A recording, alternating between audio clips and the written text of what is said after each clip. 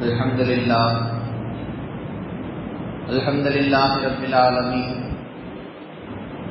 والعاقبة للمتقين والصلاة والسلام على سيد الأنبياء والمرسلين وعلى آله وأصحابه أجمعين والمؤمنين والمسلمين كلهم أجمعين ومن تبعهم بإحسان إلى يوم الدين. أما بعد،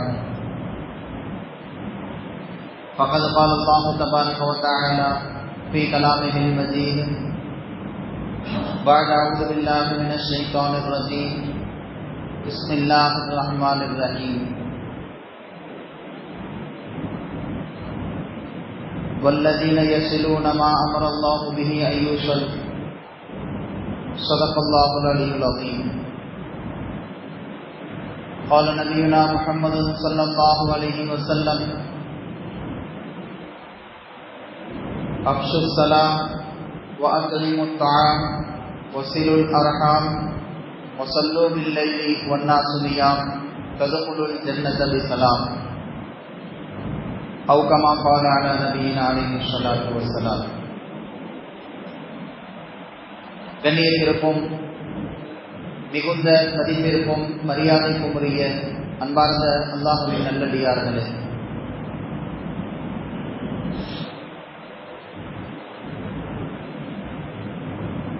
புதிதாக துவங்கி இருக்கின்ற இந்த இஸ்லாமிய வருடத்தின் முதல் மாதமாகிய முஹர்ரமுடைய மாதம் பல்வேறு வரலாற்று நிகழ்வுகளை தனக்குள்ளே வைத்திருந்து அவைகளின் மூலமாக பல படிப்பினைகளை இந்த சமுதாயத்திற்கு சொல்லித்தரக்கூடிய மாதமாக இந்த மாதம் அமைந்திருக்கிறது என்பதை கடந்த 2 ஜும்மாக்களில் தொடர்ந்து பேசி வந்தோம். பல நபிமார்களுக்கு நிகழ்ந்த அவலங்களிலிருந்தெல்லாம் அவர்களுக்கு விடுதலை கிடைத்து எதிரிகள் அடித்து ஒழிக்கப்பட்டு இஸ்லாம் மலர்வதற்கு காரணமாக அமைந்த ஆஷுரா என்ற அற்புதமான ஒரு நாளை உள்ளடக்கிய மாதமாக இந்த முஹர்ரம் மாதம் இருக்கிறது என்பதையெல்லாம் தொடர்ந்து பேசி வந்தோம். கண்ணியத்திற்குரிய அல்லாஹ்வின் நல்லடியார்களே, எப்படி இந்த முஹர்ரம் மாதத்திற்கு என்று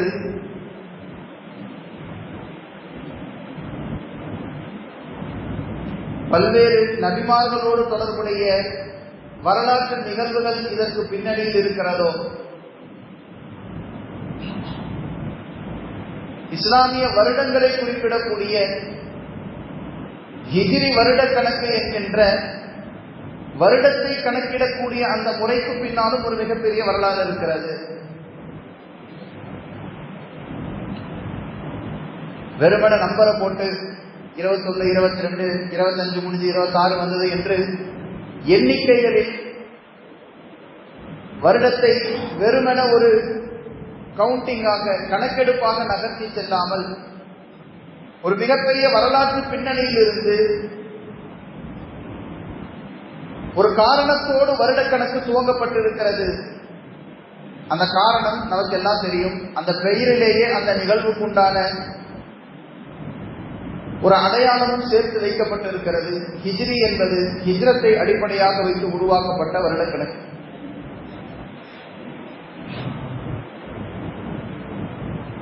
ஹிஜ்ரத் என்ற ஒரு மிகப்பெரிய சரித்திர நிகழ்வு நடந்ததனுடைய வரலாறு எல்லாம் நமக்கு தெரியும்.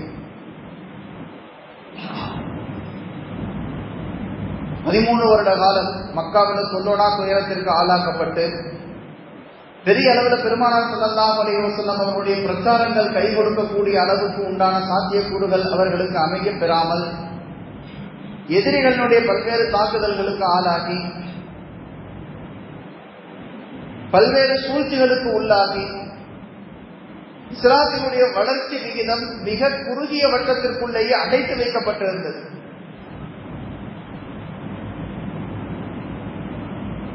அதற்கு பின்னால ஹிஜ்ரத் என்ற வாசல் திறக்கப்பட்டது.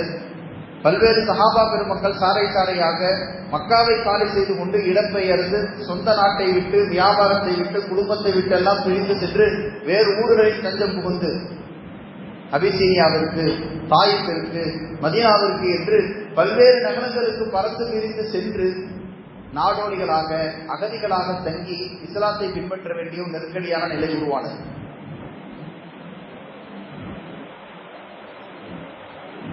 ஒரு மிகப்பெரிய சிரமத்தில மக்கள் ஒரு நாட்டில் இருந்து அகதியாக துரத்தி அடிக்கப்பட்டு ஒரு ஊர்ல வசிக்க முடியாம 40 வருடம் 50 வருடம் ஒரே ஊரு, ஒரே கடை, ஒரே கடைவீதி, ஒரே குடும்பம், ஒரே தெருவு, ஒரே மொஹல்லா என்று வசித்தவர்கள் திடீரென்று நீ இந்த ஊர்க்காரன் இல்ல, எழுந்து வெளியே செல்லு என்று சொல்லிவிட்ட உடனே தான் வசித்த வீதியை விட்டு, குடியிருந்த வீட்டை விட்டு, வியாபாரம் செய்த கடையை விட்டு, இருந்த மொஹல்லாவை விட்டு, இருக்கிற பள்ளிவாசலை விட்டு வெளியே போறதுங்கிறது அவ்வளவு சாதாரணமான விஷயம் அல்ல.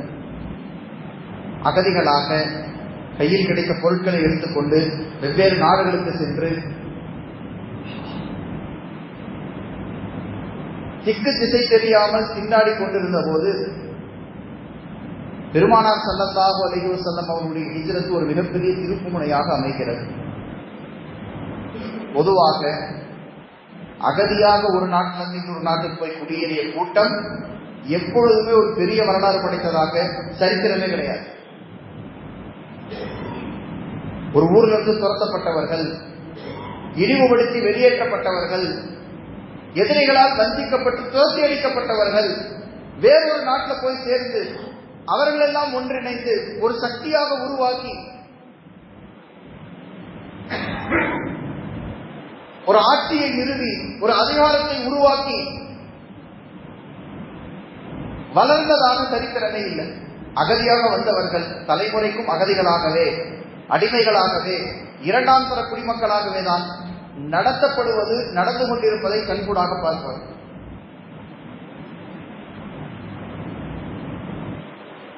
அண்டை நாடுகளில் போர் நடக்கும் போது தப்பித்து ஓடி இருந்தவர்கள், இனப்படுகொலைகள் நடக்கும் போது, மத சண்டைகள் கலவரங்கள் நடக்கும் போது பார்டரை கிராஸ் பண்ணி வந்த எத்தனையோ அகதிகளுடைய வாழ்வாதாரங்களை, வாழ்வியல் சூழ்நிலைகளை எல்லாம் நாம பார்த்திருக்கிறோம். இலங்கையிலிருந்து வந்தவர்கள், பர்மாவிலிருந்து வந்தவர்கள், ரோஹிங்கியாவிலிருந்து வந்தவர்கள், இந்தோனேசியாவிலிருந்து வந்தவர்கள், பங்களாதேஷிலிருந்து வந்தவர்கள் எல்லையோர பகுதிகளில் குடியிருப்பாங்க. அதுல இருந்து ஒருத்தர் 2 பேர் ஏதோ கைய கால ஊண்டி மேல வந்து தொழில் செஞ்சு கொஞ்சம் செட்டில் ஆகணும், ஒருத்தர் 2 பேருடைய வரலாறு வேணாலும் இருக்கலாம். பர்மாவிலிருந்து வந்தாரு, பிசினஸ் பண்ணி பெரிய ஆள் ஆயிட்டாரு. இலங்கையிலிருந்து வந்தாரு, ஹோட்டல் வச்சு இப்ப சம்பாதிச்சு பெரிய ஆள் ஆயிட்டாரு. ஆனால் 99% பேர் 20 வருஷத்துக்கு முன்னாடி வரும்போது எந்த பொருளாதார நிலைமையில இருந்தார்களோ அதே பொருளாதார நிலைமையில தான் இப்பயும் இருக்கிறார். அகதியாக வந்தவர்கள் எல்லாம் ஒன்று சேர்ந்து ஒரு அதிகாரத்தை உருவாக்கி, ஒரு பலத்தை பெருக்கி, ஒரு சாம்ராஜ்யத்தை கட்டமைத்து பிற சமூகங்களுக்கெல்லாம் வழிகாட்டக்கூடிய அளவுக்கு, உலகத்திற்கே அரசியல் பாடம் நடத்தக்கூடிய அளவுக்கு, வாழ்வியல் முறையை கற்றுத்தரக்கூடிய அளவுக்கு தங்களை உயர்த்தி கொண்ட ஒரு வரலாறு இருக்கிறது என்றால் ஹிஜ்ரத் செய்து வந்த சஹாபாக்கள், அவர்களை வழிநடத்திய பெருமானார் ஸல்லல்லாஹு அலைஹி வஸல்லம் அவருடைய வரலாற்றை தவிர வேற வரலாற்றை நம்மால் பார்க்கவே முடியாது.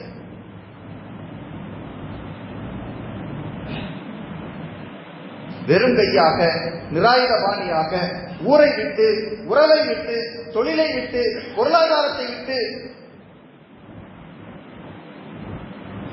மக்காவிலிருந்து வெளியேறிய கூட்டம். அல்லாஹ் சொல்லுகிறார், நபியே நீங்கள் நினைத்து பாருங்கள், எங்கு செல்லுவது என்று தெரியாமல், திக்கு திசை இல்லாமல் நீங்கள் விழிபிடித்து இருந்த போது அல்லாஹ் உங்களுக்கு வழிகாட்டினார். மக்காவில் இப்படி நடக்குது, இவ்வளவு அநியாயம் நடக்குது, எப்படி இஸ்லாத்தை கொண்டு போறதுன்னு தெரியலையே, எப்படி இந்த மக்களுக்கு நேர்வழியை எடுத்து சொல்லுவது என்று தெரியவில்லையே, எப்படி கியாமத்து வரை வரப்போகிற மக்களுக்கு உண்டான ஒரு ராஜமாட்டையை உருவாக்குவது என்று தெரியவில்லையே என்று நீங்கள் விழி பிதுங்கி நின்ற போது அல்லாஹ் உங்களுக்கு வழிகாட்டினான். அந்த வழிதான் ஹிஜ்ரத். ஆனா இது உலகத்தினுடைய நடைமுறைக்கு ஆப்போசிட். இருக்கிற ஊர்ல இருந்து எல்லாத்தையும் அப்படியே வேற ஊருக்கு போங்க. ஆனாலும் நீங்கள் கேட்கின்ற அதிகாரம் நீங்கள் கேட்கின்ற அரசாங்கம், நீங்கள் உருவாக்க நினைக்கின்ற கட்டமைப்பு, உங்களுக்கு தேவைப்படுகின்ற பலமும் பொருளாதாரமும் உங்களுக்கு கிடைக்கும் என்று சொல்லி இருக்கிற இடத்தை விட்டு காலி செய்ய வைத்து அல்லாஹ் வேறொரு இடத்தில் கொண்டு வந்து குடியமர்த்தி பெருமானார் ஸல்லல்லாஹு அலைஹி வஸல்லம் அவர்களை அதிகாரியாக ஆக்குகிறார், ஆட்சியாளராக ஆக்குகிறார், ஆன்மீகவாதியாக ஆக்குகிறார், பலத்தை தருகிறார். விரட்டப்பட்ட ஊரையே கையகப்படுத்தக்கூடிய அளவுக்கு, வெற்றி கொள்ளக்கூடிய அளவுக்கு அரசியலை, சூழ்நிலையை அல்லாஹ் மாற்றி அமைத்தார். அவ்வளவு பெரிய மேஜிக் நடந்த ஒரு நிகழ்வு தான் ஹிஜ்ரத்துடைய நிகழ்வு. உலகத்தில் எங்கெல்லாம் பூஜ்ஜியத்திலிருந்து ஆரம்பிக்க வேண்டிய ஒரு நிலை வருதோ, இவ்வளவு நாள் கஷ்டப்பட்டு கொண்டு வந்ததெல்லாம் ஒண்ணுமே இல்லை, இப்ப மறுபடியும் புதுசா ஸ்டார்ட் பண்ணணும், ரீஸ்டார்ட் பண்ண வேண்டிய நிலைமை எங்கெல்லாம் வருதோ, அந்த இடத்தில் அந்த கூட்டத்தை வழிநடத்தக்கூடியவர்கள் பேசுகின்ற முதல் பேச்சு, இவ்வளவு காலம் நடந்தது விடுங்க, இனி அடுத்து நம்முடைய இலக்கை அடைவதற்கு நான் இப்ப சொல்ல போறதை கையில எடுத்துக்கோங்க என்று சொல்லி ஒரு தலைவன் பூஜ்ஜியத்திலிருந்து ஆரம்பிக்கும் போது ரீஸ்டார்ட் பாயிண்ட்ல நின்று ஒரு உரையை நிகழ்த்துவாரு. அது வரலாற்றால் மறக்க முடியாத நிகழ்வாக, வரலாற்றால் மறக்க முடியாத வார்த்தைகளாக, பொன்னெழுத்துக்களால் பதிக்கப்படக்கூடிய அளவுக்கு உண்டான அற்புதமான கருத்துக்களாக அந்த கருத்துக்கள் அமையும்.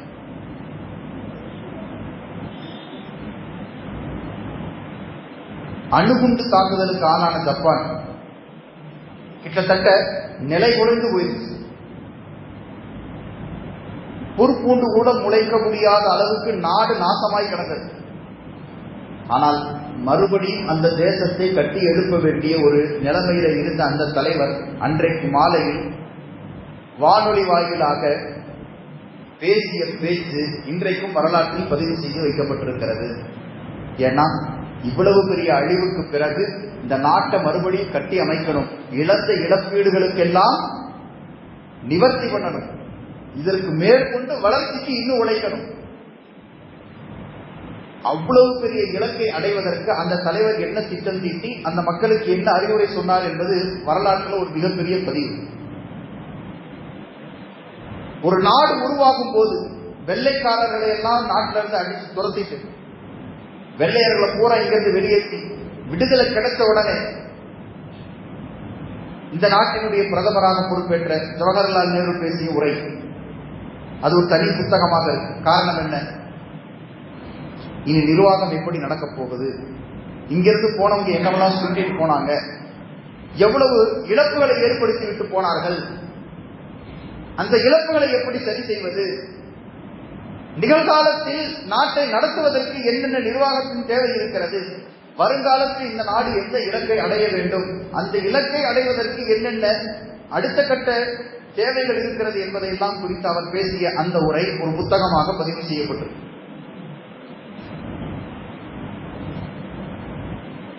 ஒரு பெரிய போராட்டத்தில் இருந்து விடிவு பெற்று மறுசீரமைப்பு செய்ய வேண்டிய இடத்தில் இருக்கக்கூடிய தலைவர்கள் பேசுகிற பேச்சு எப்படி முக்கியத்துவம் பெறுகிறதோ அதே மாதிரி 13 வருட கால போராட்டத்திற்கு பிறகு மக்காவிலிருந்து இனி தீனை வளர்க்க முடியாது என்ற நிலைமை ஏற்பட்ட அத்தனை பேரும் மதீனாவுக்கு வந்து தஞ்சம் புகுந்து மதீனா இப்போது ரீஸ்டார்ட் பாயிண்டாக மாறுகிறது. பூஜ்ஜியத்திலிருந்து துவங்க வேண்டிய ஒரு நிலை வருகிறது. புதிய துவக்கத்திற்கான ஒரு அஸ்திவாரம். மக்காவிலிருந்து வந்த எத்தனையோ சஹாபாக்கள் குடும்பத்தை விட்டுவிட்டு வந்திருக்கிறார்கள், வியாபாரத்தை விட்டுவிட்டு வந்திருக்கிறார்கள், பொருளாதாரத்தை விட்டுவிட்டு வந்திருக்கிறார்கள். மதீனாவில் இருக்கக்கூடிய அன்சாரிகள் இவர்களை இணைத்துக் கொள்வதில் அவர்களுக்கு ஒரு பெரிய மனசங்கடம் இருக்கு. வெளியூர்காரன் எப்படி உள்ளூர்ல விடுறது? இந்த சவால்களை எல்லாம் சந்திக்கணும். முதல்ல இந்த 2 பேரும் சண்டை போட்டுக்காம இந்த 2 பேருக்குள்ளேயும் ஒரு சுமூகமான ஒரு இணக்கத்தை உருவாக்கணும், இழப்புகளை சரி செய்யணும்.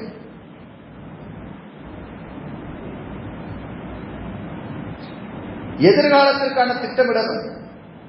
நிகழ்காலத்தில் இருப்பவருடைய பசியை போக்கணும், இருப்பவருடைய பிரச்சனைகளை தீர்க்கணும். இது இல்லாம இடையிடையில எப்பெல்லாம் போர் வருதோ, எப்பெல்லாம் காப்பிர்களிடத்திலிருந்து ஏதாவது சூழ்ச்சி நடக்குதோ, எப்பெல்லாம் எதிரிகளிடத்திலிருந்து ஏதாவது தொந்தரவு வருதோ, இந்த தொந்தரவுகளையும் சரி செய்யணும். இத்தனை பிரச்சனைகளை உள்ளடக்கிய ஒரு துவக்க புள்ளியில இருந்து பெருமானார் ஸல்லல்லாஹு அலைஹி வஸல்லம் அவர்கள் பேசிய வார்த்தைகள் வரலாற்றில் பிரசித்தி பெற்றது. இப்படி பெருமானார் ஸல்லல்லாஹு அலைஹி வஸல்லம் அவருடைய இறுதி பேருரை ஒரு மிகப்பெரிய பிரசித்தி பெற்றதாக இருக்கிறதோ, மதீனாவிலே இருந்து இஸ்லாமிய அஸ்திவாரத்தை உருவாக்குவதற்காக பெருமானார் ஸல்லல்லாஹு அலைஹி வஸல்லம் அவர்கள் ஆற்றிய உரைதான் 1 மணி நேரம் 2 மணி நேரம் பெரிய ஸ்பீச் மேடை போட்டு ஆகும் கத்தல. 4 வார்த்தைகளில் பெருமானார் ஸல்லல்லாஹு அலைஹி வஸல்லம் அவர்கள் அந்த நாளை வழிநடத்தினார்.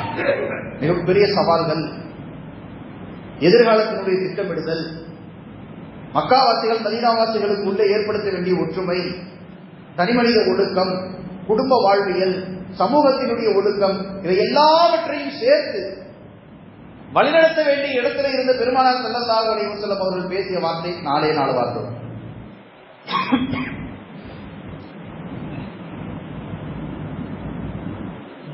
அக்ஷு சலாம், சலாமை அதிகமாக பரப்புங்கள்.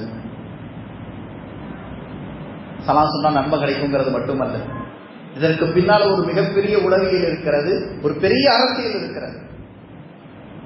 சலாம் சொல்றதுங்கிறது, சலாம் சொல்லி பதில் சொன்னா அஸ்ஸலாமு அலைக்கும் சொன்னா 10 நன்மை, அஸ்ஸலாமு அலைக்கும் வரஹ்மத்துல்லாஹ்னு சொன்னா 20 நன்மை, அஸ்ஸலாமு அலைக்கும் வரஹ்மத்துல்லாஹி வரகாத்துஹுன்னு சொன்னா 30 நன்மை.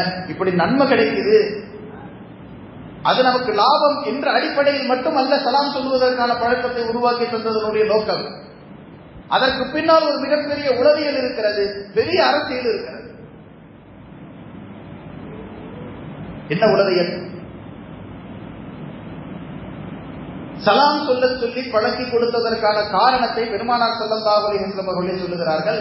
லா ததுகுலுல் ஜன்னத ஹத்தா துமினு, நீங்கள் ஈமான் கொள்ளாத வரை சொர்க்கத்துக்குள்ள நுழைய முடியாது. வலா துமினு ஹத்தா தஹாபு, நீங்கள் ஒருவரை ஒருவர் நேசித்துக் கொள்ளுபவராக ஆகாத வரை ஈமான் கொண்டவர்களாக ஆக முடியாது.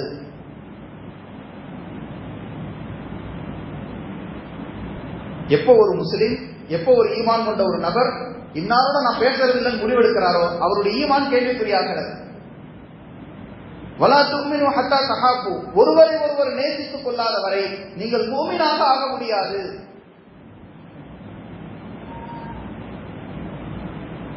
ஒரு முஸ்லிமோட பேச மாட்டேன் என்கின்ற ஒரு நிலை, இவரோடு எனக்கு பேச்சுவார்த்தை இல்லை என்கின்ற ஒரு சூழ்நிலை ஈமானுக்கு எதிரானது.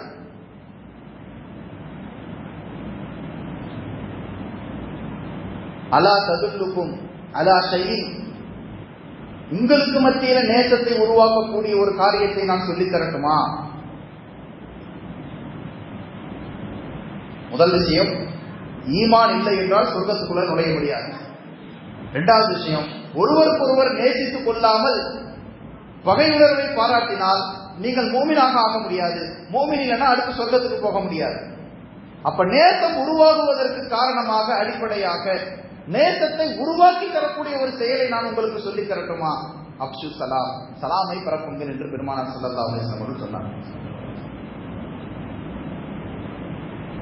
சலாம் சொல்லிட்டா பகை உணர்வு குறைஞ்சிரும். சலாம் சொல்லிக் கொண்டால் நேசம் அதிகரித்து விடும். சலாம் சொல்லிக் கொண்டால் நட்பு வளரும். நட்பு வளருவதனால் நேசங்கள் உருவாகும். நேசத்தை கொண்டு ஈமான் உருவாகும். ஈமானை கொண்டு நீங்கள் சொர்க்கத்திற்கு போகக்கூடியவர்களாக ஆகிவிடுவீர்கள்.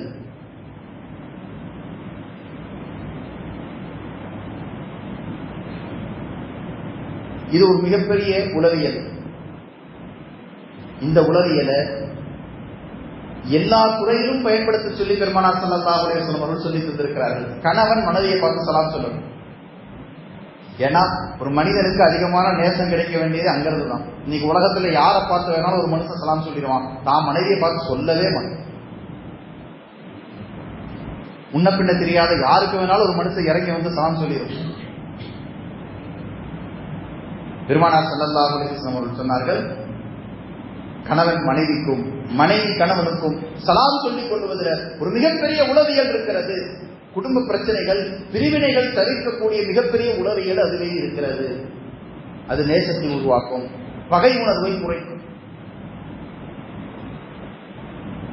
கோபமா மனைவிட்ட ஒரு கேள்வி கேட்கணும்னு போறீங்க, சலாம் சொல்லிட்டு அந்த கேள்வியை கேட்டு பாருங்க, கோபத்தினுடைய தன்மை பாதி குறைஞ்சிருக்கும்.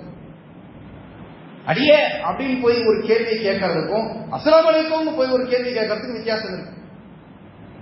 அந்தம்மா என்னங்க அப்படின்னு ஒரு கேள்வி கேட்கறதுக்கும் அஸ்ஸலாமு அலைக்கும் ஒரு கேள்வி கேட்கறதுக்கு வித்தியாசம் இருக்கு.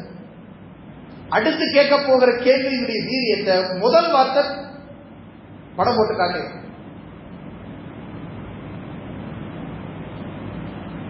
ஆரம்பிக்கும் போதே சலாம சொல்லிட்டு ஒரு தவறை சுட்டி காட்டி நீங்க பேசினா கூட நம்ம கோபம் வராது.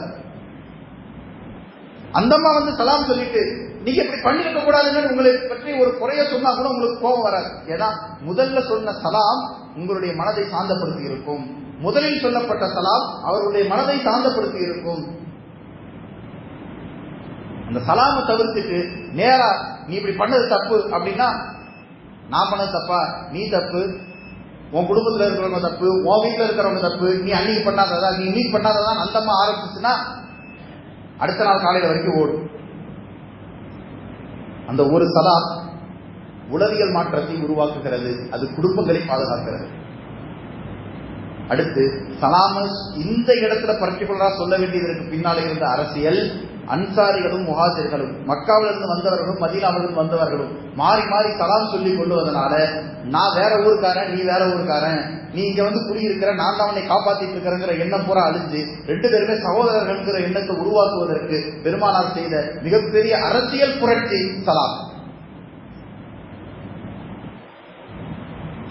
அஸ்ஸலாமு அலைக்கும் என்ன, நீங்க நல்லா இருக்கும்னு அவர் சொல்றாரு.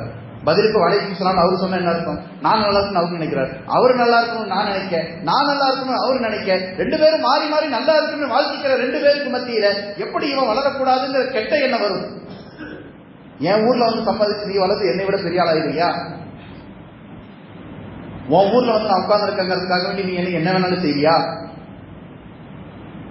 இந்த ரெண்டும் தான் பகைமை உருவாகுவதற்கான அடிப்படை. ரெண்டு பேரும் மாறி மாறி இப்ப சலாம் சொல்லியாச்சு. நீங்களும் நல்லா இருங்க, என்னதான் வெளியூர்ல இருந்து வந்தாலும் அல்ஹம்துலில்லாஹ் அல்லாஹ் உங்களுக்கு கொடுக்குற ரிஸ்கை சாப்பிட்டு நீங்க நல்லா இருங்க. நாங்க உங்க ஊருக்கு வந்திருக்கிறோம், அல்ஹம்துலில்லாஹ் நீங்க நல்லா பாத்துக்கிறீங்க, அல்லாஹ் உங்களுக்கு பரக்கத் செய்யட்டும், எனக்கும் பரக்கத் செய்யட்டும். ரெண்டு பேரும் மாறி மாறி துவா செய்து நல்லா இருக்கணும்னு வாழ்த்தியதற்கு பின்னால எங்கிருந்து பகை வரப்போகுது? எதிரில் வரக்கூடிய மிகப்பெரிய அரசியல், எதிரிகள் எப்ப வேணுமானாலும் தாக்கலாம், காபிர்கள் எப்ப வேணுமானாலும் எது சூழ்ச்சி வேணாலும் செய்யலாம். அந்த சூழ்ச்சிகளை சமாளிக்கணும்னா இங்க இருக்கக்கூடிய அடித்தளம் கட்டுக்கோப்பாக இருக்கணும். இங்க உள்ளூருக்குள்ளேயே ரெண்டு குரூப்பா பிரச்சனையை வச்சுக்கிட்டு காபிர்கள் வெளியூர்ல இருந்து தாக்குதலுக்கு வந்தா, அல்ல இங்க இருந்து வெளியூருக்கு போய் நம்ம சண்டை போட வேண்டிய சூழ்நிலை வந்தா, உள்ளூர்காரர்களுக்கு மத்தியில் உள்ள பகையை வச்சுக்கிட்டு வெளியூர்காரனை விரட்ட முடியாது. பெருமானார் ஸல்லல்லாஹு அலைஹி வஸல்லம் எப்ப எதிரி தாக்குதல் நடத்தினாலும் எல்லா மக்களும் சேர்ந்து ஒரே அடியிலே இருந்து எதிரிகளை வீழ்த்துவதற்காக போடப்படணும். அதற்கு எல்லாரையும் ஒரே அடி ஆக்கிறதுக்கு முதல் முயற்சி சலாம்.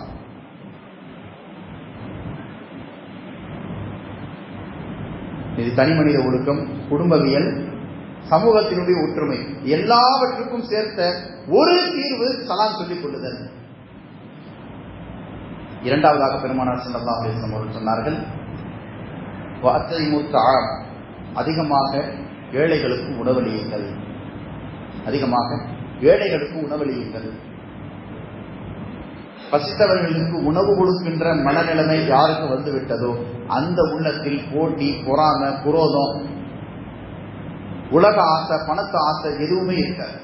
தான் சம்பாதித்தையே எடுத்து தன்னுடைய சம்பாத்தியத்துல தான் பாக்கெட்ல இருக்கிற பணத்தை எடுத்து பிறருக்கு உணவளிக்கக்கூடிய இறக்க குணம் யாருடைய உள்ளத்துல வந்து விட்டதோ அவன் அடுத்தவன் பாக்கெட்ல இருக்கிற காசு மேல ஆசைப்பட மாட்டான். உலகத்தினுடைய ஆசை உள்ளத்துல வராது.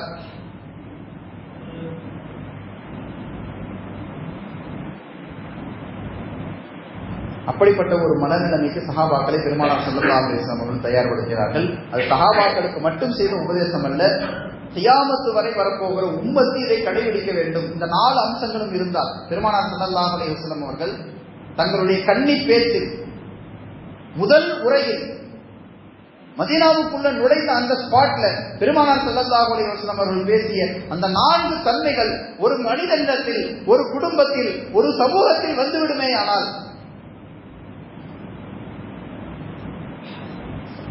இப்படி 1500 வருடம் கடந்தும் இஸ்லாமிய அஸ்திவாரம் ஆட்டம் காணாமல், தளர்ந்து போகாமல், கொள்கை சிதைவுள்ளாமல், கொள்கை சிதைவுக்கு ஆளாகாமல் வளர்ச்சியை மட்டுமே எதிர்நோக்கி நகர்ந்து கொண்டிருக்கிறதோ, இந்த 4 தன்மைகளும் தனி மனிதனுக்குள்ளே வந்துவிட்டாலும், குடும்பத்துக்குள்ள வந்துவிட்டாலும், சமூகத்துக்குள்ள வந்துவிட்டாலும், அந்த தனிநபர், அந்த குடும்பம், அந்த சமூகம் வளர்ச்சியை மட்டும்தான் பார்க்கும்.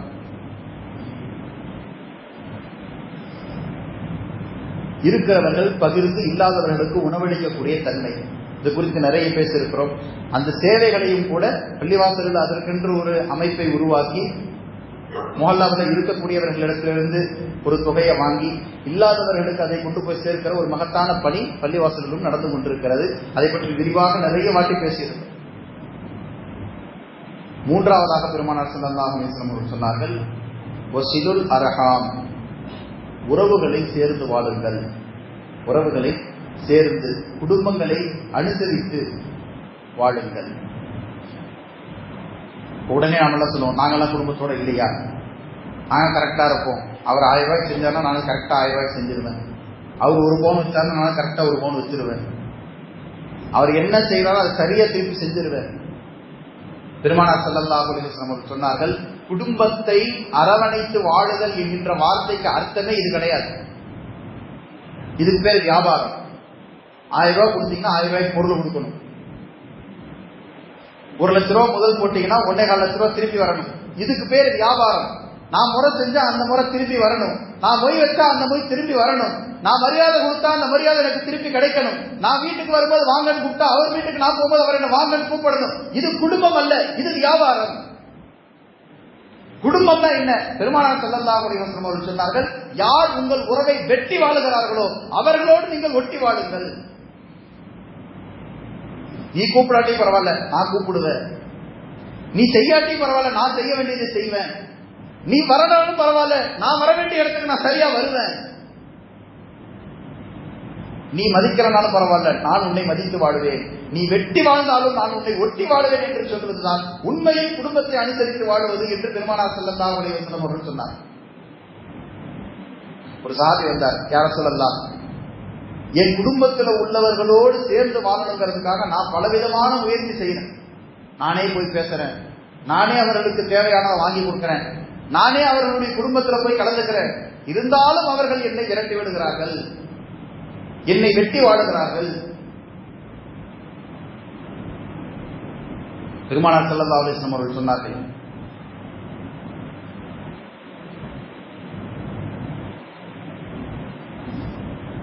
நம்மிடத்துல யாராவது அதை இப்படி சொல்லியிருந்தா நம்ம என்ன சொல்லியிருக்கோம்? மதிக்காதவன் தலவாசல விதிக்காத அப்படின்னு ஔவையாரே சொல்லியிருக்கிறாங்க. அதனால நீ என்ன செய்யக்கூடாது? அவன் வீட்டுக்கு போகக்கூடாது, அவனுக்கு ஒன்றும் வாங்கி தரக்கூடாது, அவனை தெருவில் பார்த்தா கூட சலாம் சொல்லக்கூடாது. நீ மட்டும் இல்ல, உன் பிள்ளைகளுக்கும் சொல்லிக் கொடுத்துரு, அந்த மாமாவை பார்த்தா பேசக்கூடாது, அந்த பாபாவை பார்த்தா பேசக்கூடாது, அவர் கொடுத்தா எதையும் வாங்கக்கூடாதுன்னு குழந்தைகளை பூரா தீவிரவாதி மாதிரி ட்ரெயின் பண்ணி விட்டுரு. ஆனால் பெருமானார் ஸல்லல்லாஹு அலைஹி வஸல்லம் அவர்கள் சொன்னார்கள், நீங்கள் உறவை அனுசரிக்கக்கூடிய விதத்தை சரியாக கடைபிடித்துக் கொண்டிருக்கிறீர்கள், அதையே தொடர்ந்து கடைபிடியுங்கள்.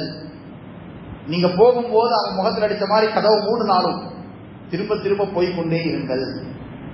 நீங்கள் வரும்போது வா என்று அவர் கூப்பிடாவிட்டாலும் திரும்ப திரும்ப அவருடைய வீட்டு வாசலில் போய் நில்லுங்கள். உங்களுக்கு செய்ய வேண்டிய மரியாதையை செய்யல, உங்களுக்கு செய்ய வேண்டிய காரியத்துல அவர் வந்து நிக்கல, அவருக்கு செய்ய வேண்டிய காரியத்தில் நீங்க போய் நில்லுங்க. நீங்க உங்க போர்ஷன்ல கரெக்டா இருங்க, நீங்க உங்க டிபார்ட்மெண்ட்ல கரெக்டா இருங்க.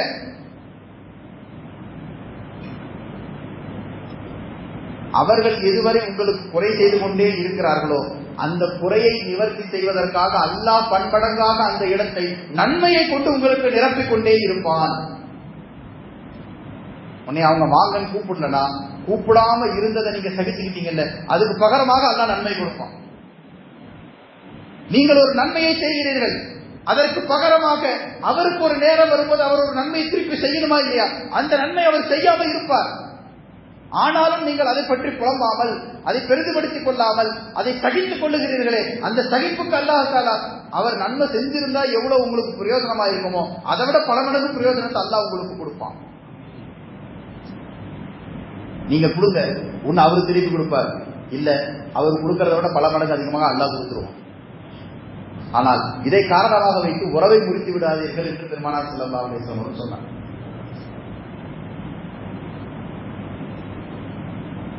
அடுத்ததாக 4வது வார்த்தை பெருமானார் ஸல்லல்லாஹு அலைஹி வஸல்லம் சொன்னார். இந்த மூன்றுமே உலகியலோடு தனிமனித வாழ்க்கைக்கு பிரயோஜனம் தரக்கூடிய, குடும்ப வாழ்க்கைக்கு பிரயோஜனம் தரக்கூடிய, சமூகத்திற்கு பிரயோஜனம் தரக்கூடிய, உலகத்தோடு தொடர்புடையவைகள். 4வதாக பெருமானார் ஸல்லல்லாஹு அலைஹி வஸல்லம் சொன்னார்கள், வஸல்லூ பில்லைலி வன்னாஸு நியாம், மக்கள் எல்லாம் தூங்கி கொண்டிருக்கக்கூடிய இரவு நேரத்தில் விழித்து அல்லாஹ்வை வணங்குங்கள். எவ்வளவுக்கு எவ்வளவு உலக வாழ்க்கையில என்னுடைய தனிமனித ஒழுக்கத்திற்கும், என்னுடைய குடும்ப ஒத்துழைப்புக்கும், குடும்ப ஒற்றுமைக்கும், சமூகத்தினுடைய முன்னேற்றத்திற்கும் நான் நேரம் செலவிடுகிறேனோ அதே அளவுக்கு எனக்கும் ரப்புக்கும் உண்டான தொடர்பை சரி செய்து கொள்வதிலும், அரசியலை போலவே ஆன்மீகத்திலும் நான் கவனம் செலுத்த கடமைப்பட்டிருக்கிறேன். எனவே நான் என்னுடைய ரப்புக்கு செய்ய வேண்டிய கடமைகளை நிறைவேற்றுவதற்கென்று ஒரு நேரத்தை ஒதுக்க வேண்டும். பெருமானார் ஸல்லல்லாஹு அலைஹி வஸல்லம் அவர்கள் சொல்லுவார்கள், தொழுகைகளிலேயே ஆகச் சிறந்த தொழுகை தாவூத் அலைஹிஸ்ஸலாமுடைய தொழுகை. அதே போல நோன்புகளிலேயே ஆகச் சிறந்த நோன்பு தாவூத் நபியினுடைய நோன்பு. நமக்கு எல்லாம் தெரியும். நோன்பை குறித்து தாவூத் நபியினுடைய நோன்பு வைக்கக்கூடிய பேட்டர்ன் நமக்கு எல்லாம் தெரியும். ஒரு நாள் நோன்பு வைக்கிறது, ஒரு நாள் நோன்பு விட்டுறது. இன்னைக்கு நோம்புனா நாளைக்கு நோன்பு இல்லை, நாளை கழிச்சு நோன்பு. இப்படி வருடம் 365 நாளிலும் ஒரு மாதம் குறிப்பிட்டு 30 நாள் நோன்பு வச்சுட்டு மீதி வருடத்தில் இருக்க 11 மாசமும் இஷ்டத்துக்கு வாழ்வது அல்ல. தாவூத் நபியினுடைய பழக்கம் ஒரு நாள் நோன்பு வைக்கிறது, ஒரு நாள் நோன்பு விடுறது. வருடத்தினுடைய எந்த நல்ல கெட்ட நாளாக இருந்தாலும், எந்த மாதம் எந்த நிலைமையாக இருந்தாலும் அவருடைய பேட்டர்ன் ஒன்னே ஒண்ணுதான். ஒரு நாள் நோன்பு இருப்பார், அடுத்த நாள் நோன்பு இருக்க மாட்டார். இந்த பேட்டர்ன் அல்லாஹ்வுக்கு ரொம்ப பிடிக்கும். அதை பெருமானார் ஸல்லல்லாஹு அலைஹி வஸல்லம் பதிவு செய்திருக்கிறார்கள். நோன்புகளிலேயே ஆக அற்புதமான நோன்பு வைக்கிற முறை, நோன்பு வைக்கிற நல்ல பேட்டர்ன் தாவூத் நபியினுடைய பேட்டர்ன். அதே போல தொழுகைகளிலும் ஆக சிறந்த தொழுகை முறை, தொழுவதற்கு உண்டான பேட்டர்ன்லேயே ஆக சிறந்த பேட்டர்ன் தாவூத் நபியினுடைய பேட்டர்ன் என்று பெருமானார் ஸல்லல்லாஹு அலைஹி வஸல்லம் அவர்கள் சொல்லி இருக்கிறார்கள். அந்த தொழுகை முறை பெருசாக நம்மிடத்தில் விவாதத்திற்கு பேச்சுக்கு வந்தது. பெருமானார் ஸல்லல்லாஹு அலைஹி வஸல்லம் அவர்கள் சொன்னார்கள், இரவை 4 பகுதிகளாக ஆக்கி, தாவூத் நபியுடைய தொழுகை ஸ்டைல் இரவு 4 பகுதிகளாக ஆக்கி, ஃபர்ஸ்ட் 2 பகுதிகளில் உறங்கிக் கொள்வார். 3வது பகுதியில் எழுந்திருத்து அல்லாஹ்வை தொழுவார். மறுபடியும் தூங்கி 4வது பகுதியை ஓய்வெடுத்துக் கொள்வார். மறுபடியும் எந்திரிச்சு ஃபஜ்ர் தொழுகைக்கு போவார். இரவை 4ஆ டிவைட் பண்ணி 10 மணில இருந்து 6 மணி வரைக்கும் நான் அதை 4 போர்ஷனா டிவைட் பண்ணி, முதல் 2 போர்ஷன் பாதி இரவு வரை தூங்கிக் கொள்வது. அடுத்து 3வது கால்வாசியில எழுந்து நின்று அல்லாஹ்வை தொழுகுவது. தொழுது முடிச்சுட்டு மறுபடியும் ஒரு ஓய்வு எடுத்துக் கொண்டு மறுபடியும் எழுந்து ஃபஜ்ர் தொழுகைக்கு செல்லுவது. இது தாவூத் நபியினுடைய பேட்டர்ன். வருஷம் 365 நாளும் ஒவ்வொரு நாள் இரவினுடைய தொழுகை முறையும் இப்படித்தான் இருக்கும். நம்மளையே இரவு தொழுகைக்கு என்று முக்கியத்துவம் கொடுக்கக்கூடிய ஒரு நபர்கள் இருந்தாலும் கூட அவர்களுடைய இரவு தொழுகையினுடைய பழக்கம் எவ்வளவு தூரம் என்பதை நம்ம யோசித்து பாருங்க. வாங்கு சொல்றதுக்கு 10 நிமிஷம் முன்னாடி எழுந்து 2 ரக்காத்தோ 4 ரக்காத்தோ தொழுது விடுவதை, அதுவும் வரவேற்க தகுந்தது. அந்த அளவுக்காவது அவர்களுக்கு இரவு தொழுகையின் மீது ஒரு அக்கறை இருக்கிறது என்பது பாராட்டத்தக்கது என்றாலும் கூட 10 நிமிடமோ 15 நிமிடமோ இரவு தொழுகைக்கான நேரம், அதுவும் இரவு தொழுகைக்கு எந்திரிக்கணுமேங்கிறதுக்காக எந்திரிக்கிறது அல்ல, ஃபஜ்ருக்கு எந்திரிக்கும் போது ஒரு 10 நிமிஷம் கூட முன்னாடி எழுந்து கொள்வது என்ற அளவுக்கு தான் இன்றைய சமூகத்தில் இரவு தொழுகைக்கான மதிப்பு இருக்கிறது. ஆனால் தாவூத் நபி இரவு தொழுகைக்குன்னு தனியாக அலாரம் வச்சு எழுந்து இரவுல முதல் 2 பகுதியை தூக்கத்துக்காக வேண்டி பயன்படுத்தி ஓய்வு எடுத்துக் கொண்டு நடுவில் எழுந்திருச்சு மறுபடியும் தொழுதுட்டு மறுபடியும் தூங்கி மறுபடியும் எழுந்து ஃபஜ்ருக்கு செல்வார். இதனால உடலுக்கு உண்டான ஓய்வு ரொம்ப பெருசா தொந்தரவு ஆகாது. தொழுகையிலும் பெரிய தடைவு தெரியாது. தொழுகைக்கு முன்னாடி நல்லா தூங்கி எந்திரிச்சுன்னா தொழுகைக்கு வரும். தொழுது போட்டு மறுபடியும் கொஞ்ச நேரம் தூங்கி எந்திரிச்சுன்னா காலை தொழுகையை தொழுது மறுபடியும் கடைவெளிக்கு போக போறோம். அதனால உடலுக்கு பெரிய ஆரோக்கியத்தை கெடுக்கிற அளவுக்கு உண்டான ஒரு தூக்கத்தினுடைய குறைபாடும் ஏற்படாது. அதே போல அல்லாஹ்வை தொழுவதற்கு என்று ஒரு மிகப்பெரிய ஒரு பேட்டர்னை உருவாக்கி அந்த முறையில தொழுத தாவூது நபியுடைய தொழுகை அல்லாஹ்வுக்கு மிக பிரியமானது என்று பெருமானார் ஸல்லல்லாஹு அலைஹி வஸல்லம் அவர்கள் பதிவு செய்திருக்கிறார்கள். எனவே இந்த 4 தன்மைகள், சலாம் அதிகமாக சொல்லுவது, ஏழைகளுக்கு உணவளிப்பது, உறவுகளை சேர்ந்து வாழ்வது, இரவு நேரத்தில் தொழுகுவது, இதுதான் பெருமானார் ஸல்லல்லாஹு அலைஹி வஸல்லம் அவர்கள் ஹிஜ்ரத் செய்து மதீனாவுக்குள்ள நுழைந்த உடனே மதீனாவில் வைத்து நபி அவர்கள் பேசிய கன்னி பேச்சு. முதல்ல ஒருத்தர் நாடாளுமன்றத்திற்கு தேர்வு செஞ்சு பார்லிமெண்ட்ல போய் பேசுறாருன்னா அவர் பார்லிமெண்ட்ல பேசின கன்னி பேச்சு எவ்வளவு முக்கியத்துவம் வாய்ந்ததோ, முதல்ல ஒருத்தர் முதலமைச்சர் ஆகிறாரு, பதவியேற்பு விழாவில் கைய கால ஆக்கி ஹூன்னு கத்துறாருன்னா அவருடைய அந்த பேச்சு எவ்வளவு முக்கியத்துவமானதாக பார்க்கப்படுதோ, சட்டமன்றத்தில் ஒருத்தர் முதல்ல பேசுறாருன்னா அவருடைய பேச்சு எவ்வளவு முக்கியத்துவமாக குறிப்பில் ஏற்றப்படுதோ, பெருமானார் ஸல்லல்லாஹு அலைஹி வஸல்லம் ஹிஜ்ரத் செய்து மதீனாவுக்கு வந்தவுடனே இஸ்லாமிய அரசாங்கத்தை, இஸ்லாமிய சாம்ராஜ்யத்தை உருவாக்குவதற்கு என்று அவர்கள் நாட்டிய அடிக்கல், அவர்கள் வைத்த அஸ்திவாரம் இந்த 4 மீதுதான் அமைந்திருந்தது. சலாம் அதிகமாக சொல்லுவது, ஏழைகளுக்கு உணவளிப்பது, இரவு நேரத்தை தொழுகுவது, உறவு முறையை பேணி நடப்பது. எனவே இது தனி மனிதன், தன்னுடைய குடும்பம், சமூகம் எல்லாவற்றுக்குமான மாற்றங்கள் இதற்குள்ளே இருக்கிறது. அதற்கான உலகியல், அரசியல், ஆன்மீகம் அத்தனையும் இதற்குள்ளே புதைந்திருக்கிறது. அல்லாஹ் தஆலா நம்முடைய தனிமனித வாழ்க்கையிலும், நம்முடைய குடும்பத்திலும், சமூகத்திலும் இந்த 4 தன்மைகளை பின்பற்றி வாழ்ந்து எல்லா விதத்திலும் முன்னேற்றத்தை அடையக்கூடிய நன்மக்களாக அல்லாஹ் நம்மை ஆக்கி அருள் புரிவானாக. நம்மையும், நம்முடைய குடும்பத்தையும், நம்முடைய சமூகத்தையும் எந்த நேரத்திலும் இழிவுகளோ தோல்விகளோ வந்து அண்டிவிடாமல் எல்லாவற்றிலும் முன்னேற்றத்தையும் ஈடேற்றத்தையுமே அடையக்கூடிய நல்வழி பெற்றவர்களாக அல்லாஹ் நம்மை ஆக்கி அருள் புரிவானாக. ஆமீன் யா ரப்பல் ஆலமீன். வஆகிரு தஅவானா அல்ஹம்துலில்லாஹி ரப்பில் ஆலமீன். அஸ்ஸலாமு அலைக்கும் வரஹ்மத்துல்லாஹி வபரகாத்துஹு.